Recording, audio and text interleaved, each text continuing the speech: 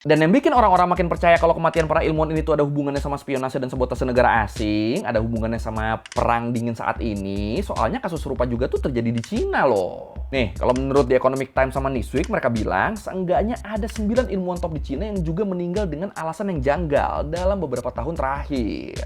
Dan mirip kayak kasus di Amerika, para ilmuwan Cina yang tewas ini juga tuh mereka tuh kerja dan ngelakuin riset di bidang-bidang yang jadi jantung persaingan teknologi antara Amerika dan Cina.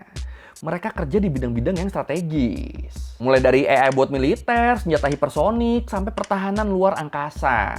Nah itu ilmuwan-ilmuwan di bidang itu di Cina juga pada hilang tuh. Makanya banyak yang mikir, ini kayaknya Amerika sama Cina lagi saling sabotase ilmuwan deh. Ya saling menghilangkan ilmuwan kuat dari negara lawannya. Yang Amerika ngilangin ilmuwan Cina, yang Cina ngilangin ilmuwan Amerika. Banyak yang mikirnya gitu tuh. Dan salah satu kasus yang paling menghebohkan di Cina tuh ini, kasus tewasnya Feng Yanghe.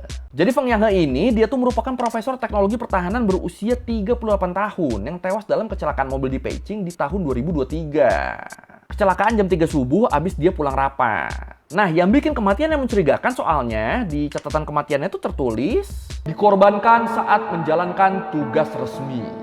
Ini kan anjir kan? Apa coba maksudnya nih? Dikorbankan saat tugas tuh apa? Dan nggak cuma kasus Feng Yanghe, kasus kematian kayak gini juga tuh dialamin sama beberapa ilmuwan Cina lain loh.